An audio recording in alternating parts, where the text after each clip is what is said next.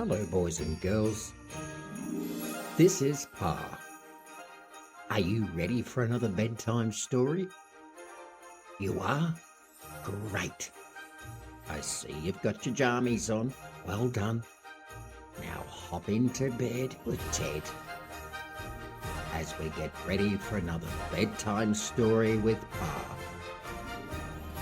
And tonight's story is a very interesting story.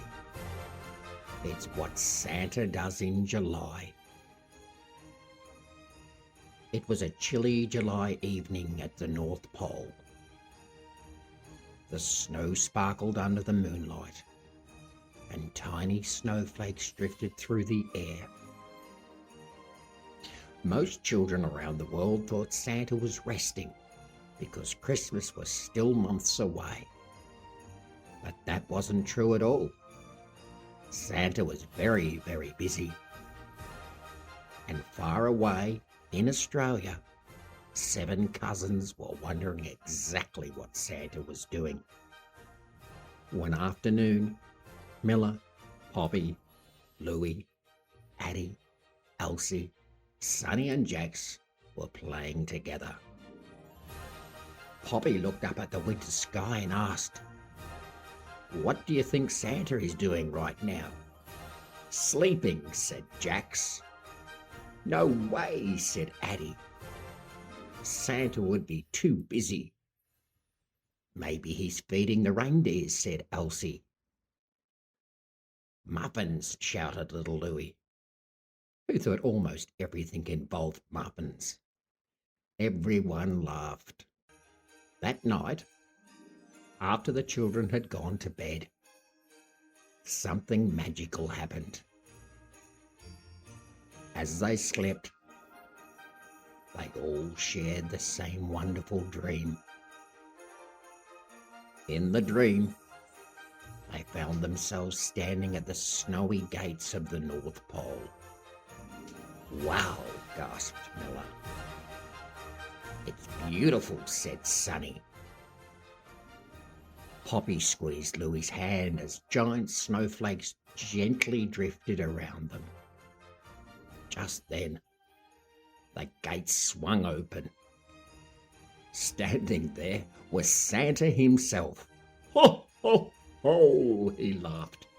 "I've been expecting you." The children cheered and hurried inside. Santa led them to his workshop. Hundreds of elves were busy making toys. Tap, tap, tap, whir, whir, whir. The workshop buzzed with excitement. "Christmas may seem far away," said Santa, "but we start preparing many months before December."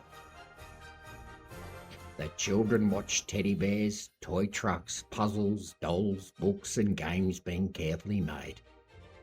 "That's a lot of toys," said Jax. Santa chuckled. "Ho, ho, ho, ho. There are lots of wonderful children in the world."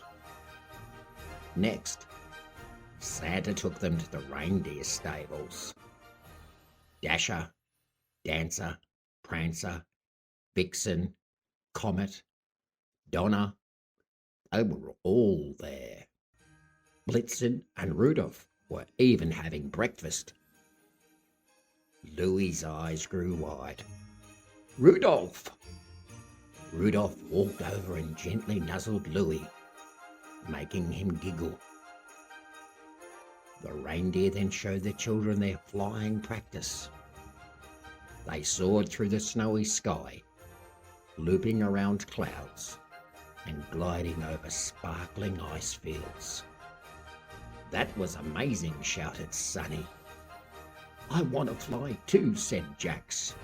Santa laughed. "Ho, ho, ho.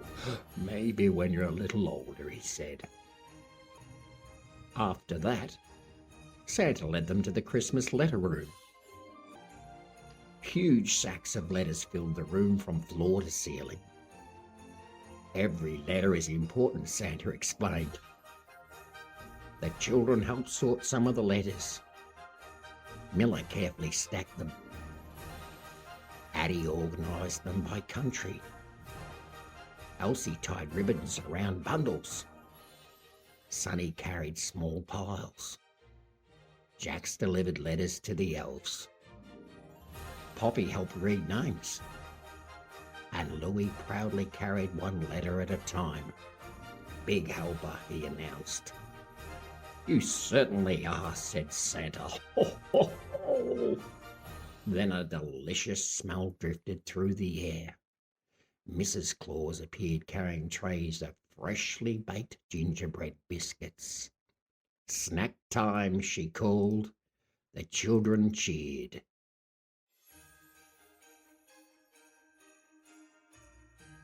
Soon they were all sitting around a long table with Santa, Mrs. Claus, and the elves.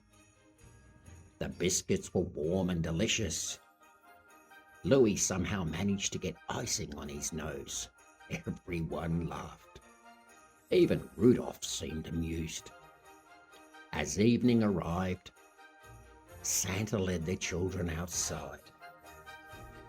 The northern lights danced across the sky in beautiful shades of green, blue, and purple.